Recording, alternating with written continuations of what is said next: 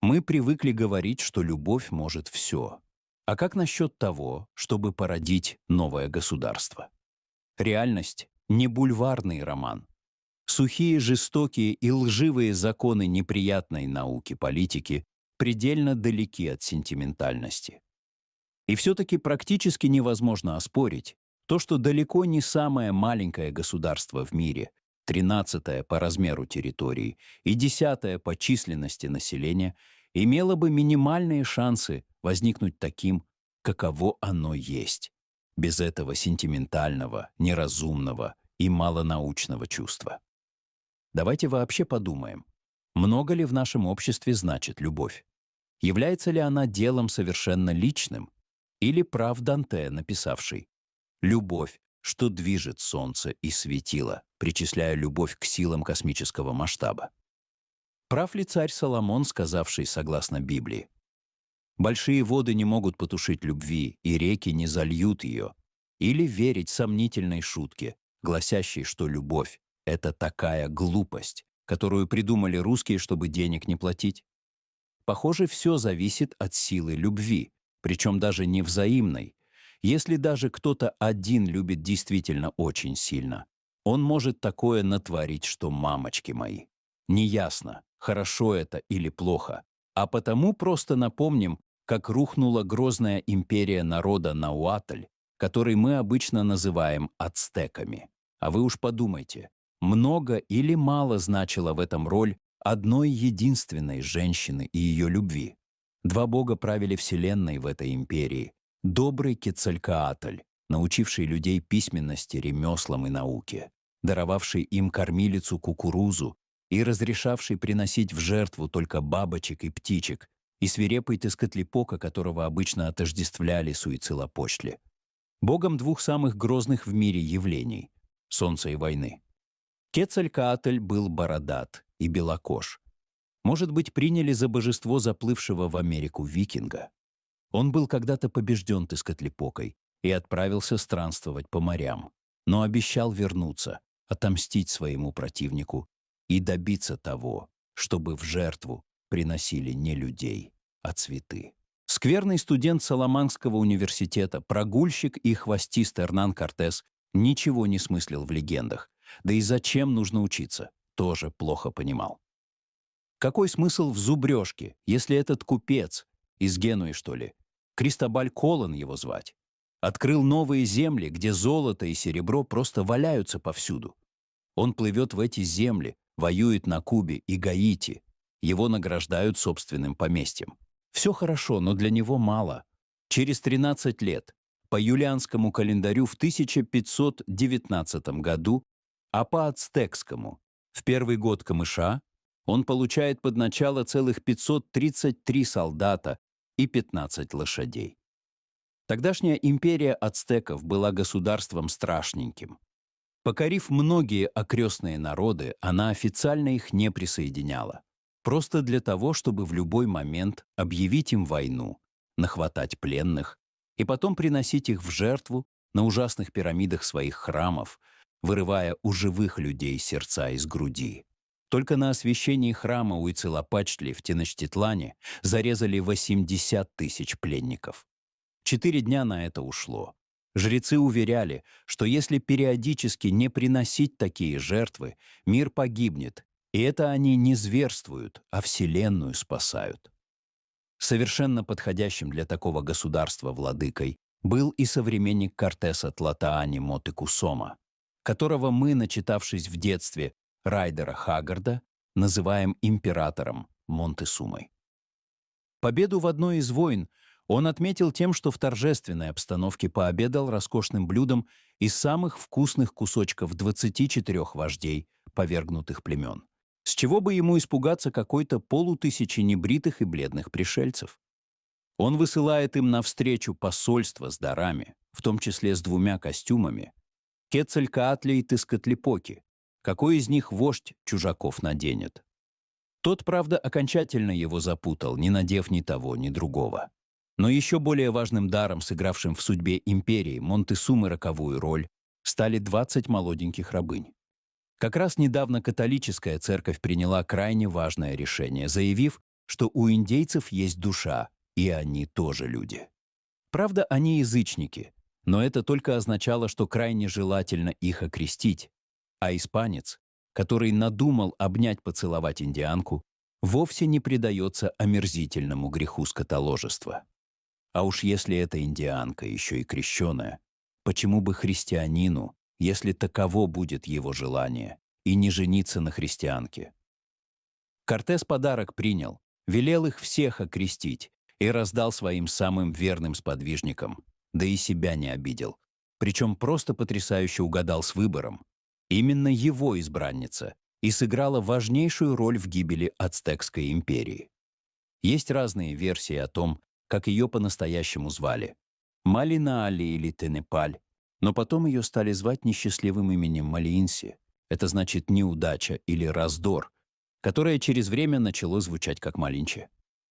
Она была дочерью рано умершего мелкого вождя. Ее мать вышла замуж за его молодого преемника, а дочку отдала в качестве дани ацтекам. Так она и попала к Кортесу. Девушка прекрасно владела языками ацтеков и майя, а кроме того, крайне быстро выучила испанский и вскоре стала просто незаменимой помощницей для контактов с местным населением, не говоря о прочем. Все воспоминания о походе Кортеса говорят, что он Малинче не обижал, проявляя в отношении нее не только уважение, но и нежность.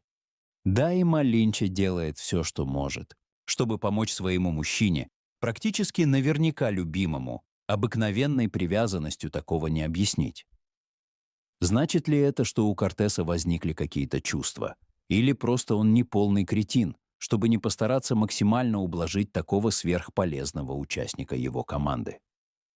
Очень похоже, что было и то, и другое. Человеческие побуждения всегда сложнее, чем кажется. Монтесума в панике. Ни одного из костюмов вождь пришельцев не надел. Поди разбери, кто он такой. А вдобавок прислал Монтесуме шлем с требованием наполнить его золотом. Хотим, мол, проверить, оно у вас такое же, как у нас, или нет.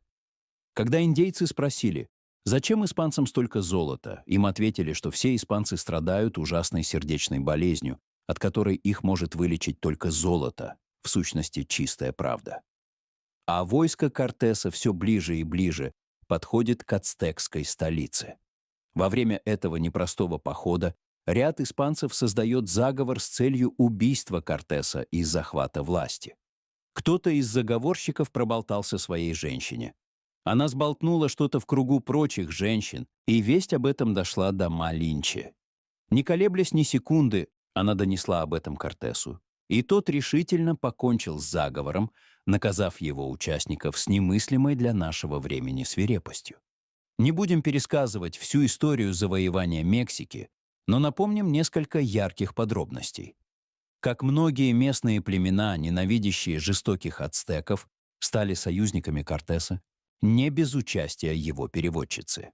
Как Кортес, тоже не без помощи Малинче, закончил переговоры с Монтесумой тем, что практически захватил его в плен. Как Кортес вышел из своего стана уничтожить испанский отряд, который послало против него под нелепым предлогом тупое местное начальство. А оставленный им на хозяйстве свирепый идиот Диего де Альварадо доигрался до поголовного восстания против испанцев. Монтесума попытался успокоить народ и был убит, причем непонятно кем – испанцами или самими ацтеками.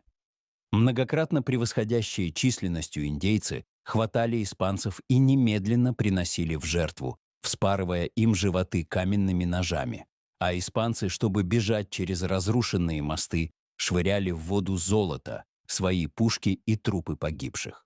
А потом Кортес вернулся вместе с обретенными благодаря Малинче индейскими союзниками и полностью уничтожил Теночтитлан, а с ним и всю империю ацтеков. А ведь если бы не было Донны Марины, так стали звать Малинче после крещения, ацтекская держава смогла бы сдержать натиск. Вполне может быть. И поэтому многие латиноамериканцы называют ее предательницей и придумали для нее нецензурное прозвище «Ла Чингада», вежливо говоря, блудница. Но ей было все равно.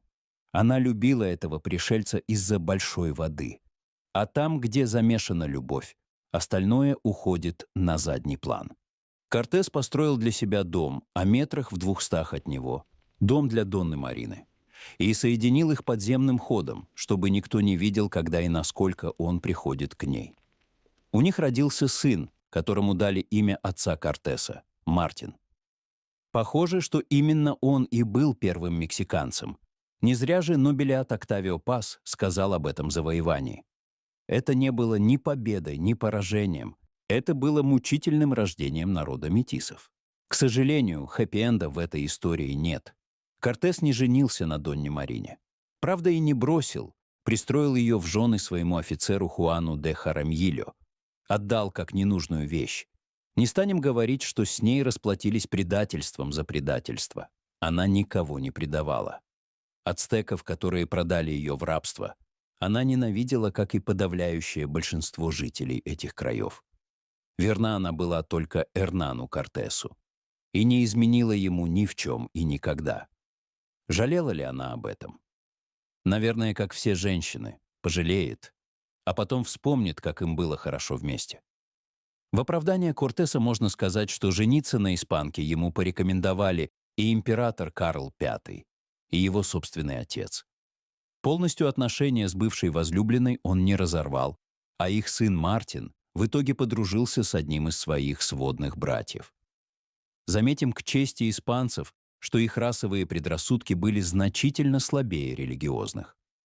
Многие испанцы взяли в законные жены крещенных индианок. Более того, для множества племен, продолжавших сопротивление испанцам, добыть женщину-пришельцев для своего вождя почиталось великим подвигом, а очаровательные пленницы, привыкшие к своим стандартам семейной жизни, загоняли чванливых касиков под свой каблучок в мгновение ока.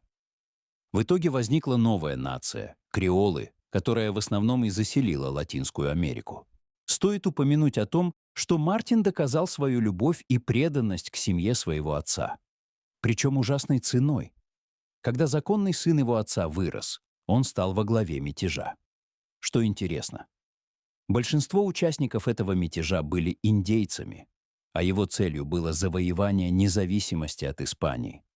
Мятеж потерпел поражение, все разыскивали его главу.